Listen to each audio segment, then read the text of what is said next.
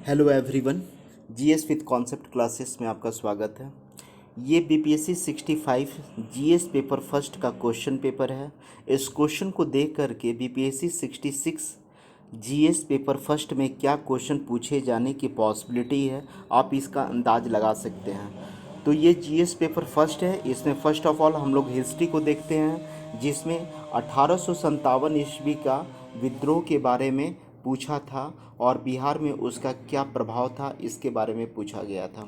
Second question था 1858 से लेकर 1914 के दौरान बिहार में पाश्चात्य शिक्षा का संप्रसार का वर्णन करना है। जो वेस्टर्न एजुकेशन था उसका विस्तार कैसे हुआ 1858 से लेकर के 1914 तक, इसके बारे में डिस्कस करना था। थर्ड क्वेश्चन था स्वामी सहजानंद और किसान सभा आंदोलन पर एक टिप्पणी लिखना था।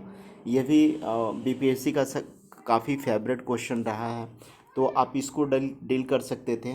नेक्स्ट क्वेश्चन है राम मनोहर लोहिया और जयप्रकाश नारायण की सामाजिक और आर्थिक चिंतन की व्याख्या करें। ये बिल्कुल बीपीएससी का जो क्वेश्चन पूछने का जो ट्रेंड था उससे बिल्कुल लिंक से अलग हट के क्वेश्चन पूछा गया था, क्योंकि किसी भी दो व्यक्तित्व के पर्सनालिटी का कंपेयर के आधार पे कंपैरिजन करने के लिए कभी बीपीएससी क्वेश्चन नहीं पूछा था, खासकर राम मनोहर लोहिया और जयप्रकाश नारायण। इसका ये यूनिक क्वेश्चन था।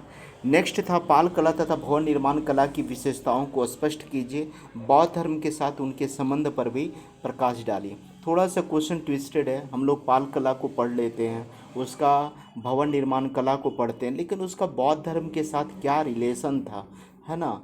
तो उसको थोड़ा सा एक्सप्लेन करना पड़ेगा। अंडरस्टूड तो होता ही है कि पाल कला का इसके साथ रिलेशन था बौद्ध धर्म का, लेकिन वहाँ पे अंडरस्टूड ना करके वहाँ पे थोड़ा सा लिखना होगा। ठीक है।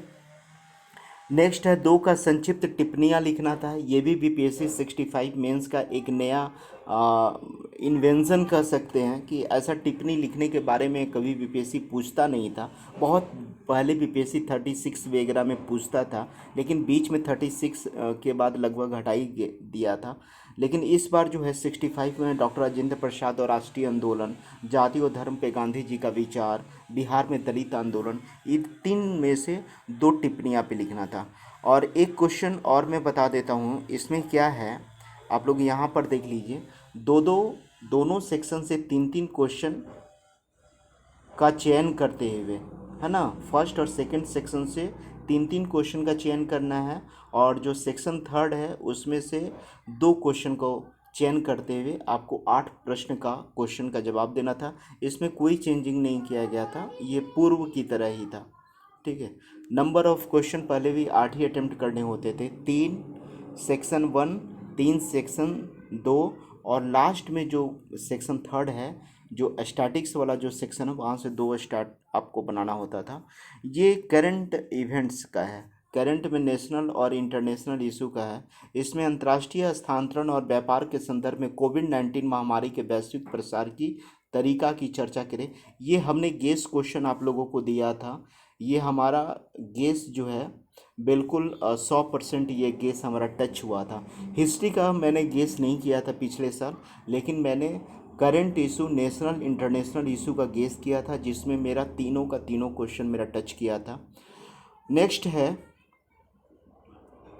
नेक्स्ट क्या था कि विश्व खुशहाली रिपोर्ट 2020 के विभेद क्या हैं, कारण बताइए कि नॉर्डिक देशों को विश्व में प्रथम स्तरीय देश क्यों माना जाता है।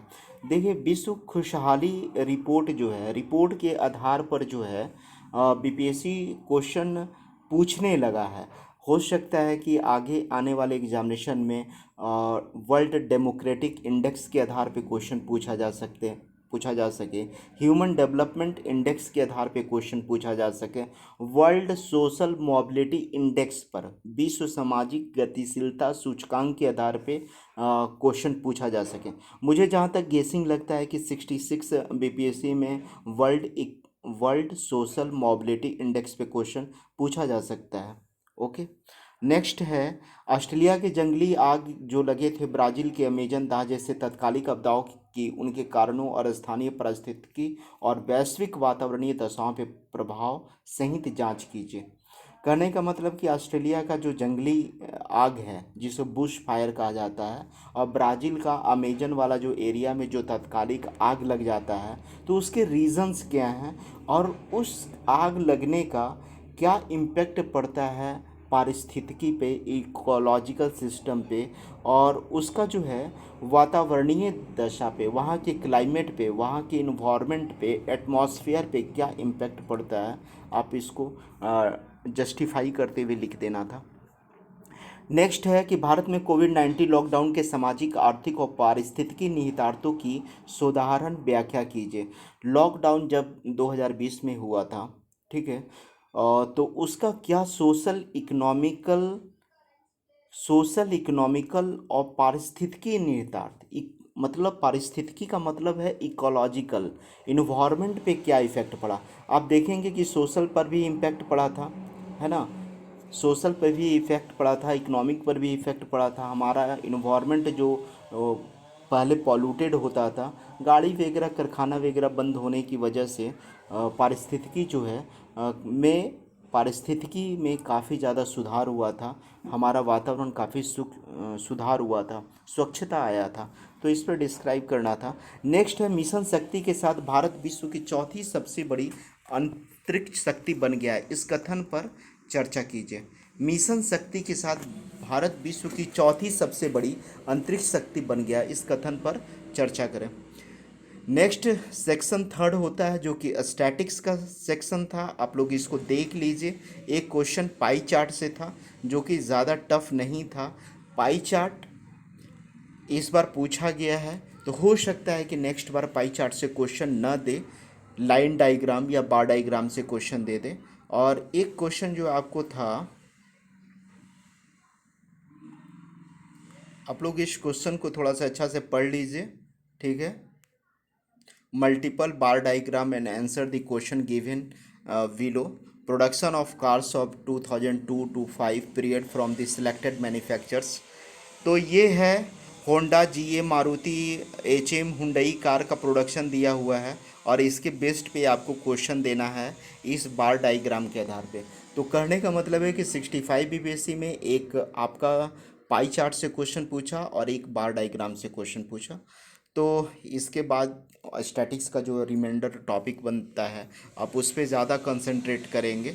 लेकिन स्टैटिक्स वाला सेक्शन में ज़्यादा अल्टरनेटिव पूछे जाने की संभावना नहीं होती है। ऐसा नहीं है कि इस बार पाई चार्ट से पूछा तो अगले बार नहीं पूछेगा, पूछा जा सकता है, उसके जगह पे दूसरा भी दिया जा सकता है, ठीक है। तो ओके, थैंक्स।